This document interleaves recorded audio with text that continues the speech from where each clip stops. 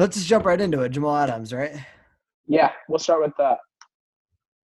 So today, I don't have the trade details pulled up right in front of me, but today, July 25th, the New York Jets traded away probably the best safety in the league in Jamal Adams to the Seattle Seahawks for 2 first-round picks, a third-round pick, and I believe it's safety Bradley McDougald, if you can fact check me for that.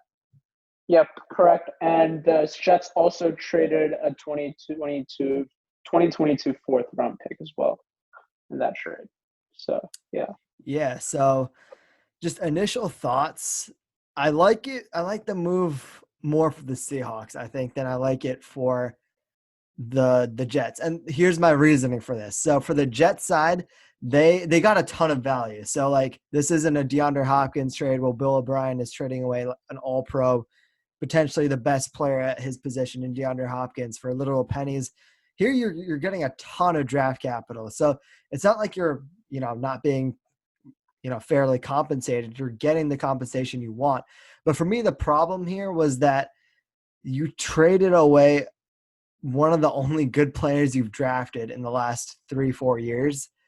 And he's literally the best player at his position right now in 2020. And you don't really get that many stars when you're the New York Jets. And, usually, at least from my understanding of New York, when you think of New York, you really think of the Giants. You don't really think of the Jets. The Jets are kind of, obsolete. You don't really think about them. You don't really care about them. They're more of a meme. And I feel like Jamal Adams was one of the serious leaders for that team. And he was one of the building blocks for that franchise. And getting rid of him to me is just not worth it. Even if you get a ton of draft capital, I get it. He didn't want to be there, but he also said he did want to be there multiple times. It's very conflicting reports from Jamal Adams. Who knows what he really did want? But from the Jets' perspective, I don't really like the move from like a team building perspective. But from a value perspective, I think they got what they should have gotten for him. If you look like Jalen Ramsey, Khalil Mack, all these defensive superstars, they got traded for 2 first-round picks minimum. So the compensation was fine, but I think the team building aspect of it wasn't worth it. But the move is understandable. Yeah. So I'm with you. I think Seattle did have lots to gain with this trade, so that's why I think they short term won the trade. But I think if you were the Jets, you should definitely be happy with the compensation they received. Because I know for a fact Adams did not want to play for the Jets. He didn't get along with Adam Gase. He was saying Adam Gase was a bad coach. He's not a Super Bowl potential type of coach. He's not a Super Bowl team leader.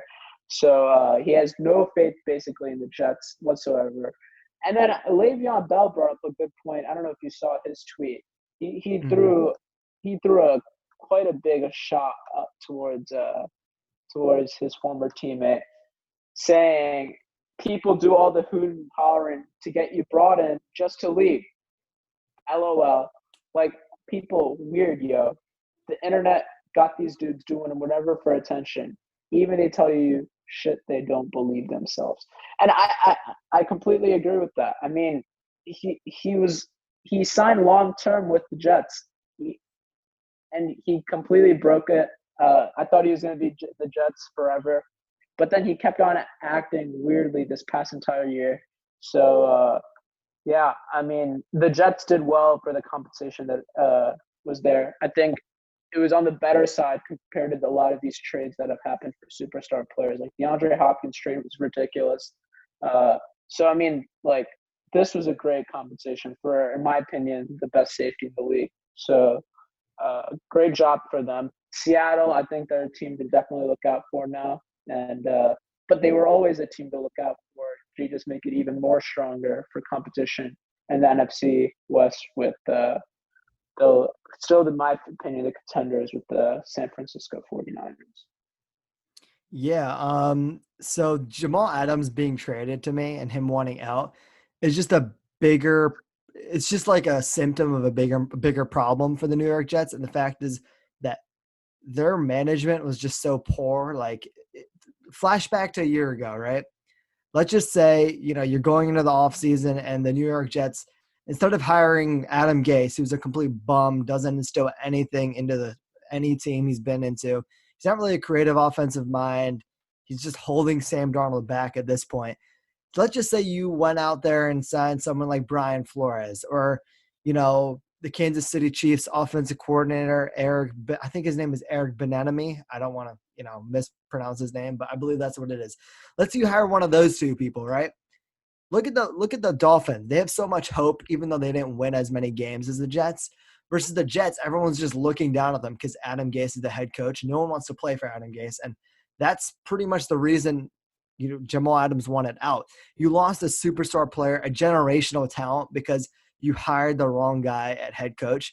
And to me, that's just unforgivable. I think they did make a good move by signing Joe Douglas to be their GM, but Joe Douglas alone, he's not the one coaching the players. He's just bringing players in. And what's the point if Joe Douglas is going out there and drafting great players, and after 2-3 years they get fed up of Adam Gase or whatever other bad coach they have there and they want out? It's just a big problem. And the first thing the Jets needed to do is fire Adam Gase, admit that you messed up there, and try to go find, the next Doug Peterson, the next Kyle Shanahan, the next Brian Flores, someone who can reinvigorate the team and bring some life into it. Oh, what say you about that, Amal? Just something that came to the top of my head when I was seeing this trade. Pardon? What did you say? What do you think about what I just said? Like, just hiring Adam Gase and no, yeah, I completely agree. That was very. I mean, did you not see the press conference for the introductory press conference? It was pretty bad. Yeah, definitely. I didn't like the signing whatsoever. The hiring, I should say. And yeah, I'm not a fan whatsoever. I don't think he's the right coach for them, and he might hinder Sam Darnold's growth. So, just quickly jumping back. From the Seahawks perspective, they give up a ton of capital for this, but I really think this is like a win now sort of move for them. And obviously they're going to sign Jamal Adams to a long-term contract, barring that, the cap space isn't completely screwed up going into next year due to COVID. But I think they're definitely going to sign him long-term after you give that much draft capital up for them. But when you look at the NFC West, you have explosive running backs like, I almost said Jerick McKinnon, but you have explosive players like Kyler Murray running the ball. And if you look at what, for example, the Cardinals did, right? They drafted Isaiah Simmons, and they drafted Isaiah Simmons to probably help control Russell Wilson because he's rushing out or running around the pocket like a madman, but also probably to guard someone like George Kittle. And I think bringing in Jamal Adams does something very similar to what the Cardinals did in Isaiah Simmons, except you're getting a far superior player who's actually proven it and done it at a high level. And you're getting someone who can go down there and, guard George Kittle if he has to, who's one, if not the best tight ends in the league. You're getting someone who can run after Kyler Murray if he needs to. You're getting someone who can go back in the backfield, make some tackles, make some sacks. I had a fun stat, actually. He was, since being drafted in 2017, I believe, he's the only player or only DB to have over 10 plus sacks, over, I think it's like 25 QB hits and over 20 tackles in the backfield. He's a menace in the backfield, and he's also a huge playmaker for the defense. The Jets finished 17th in passing yards allowed per game, and they had literally no talent outside of Jamal Adams. So for me, that's really impressive.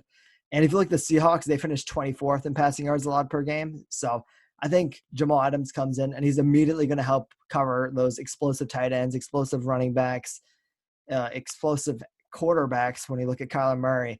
But he's also going to be a great factor in the passing game. So I really like the move for them. And watch out San Francisco. I think the Seahawks are going to come for them this year for sure.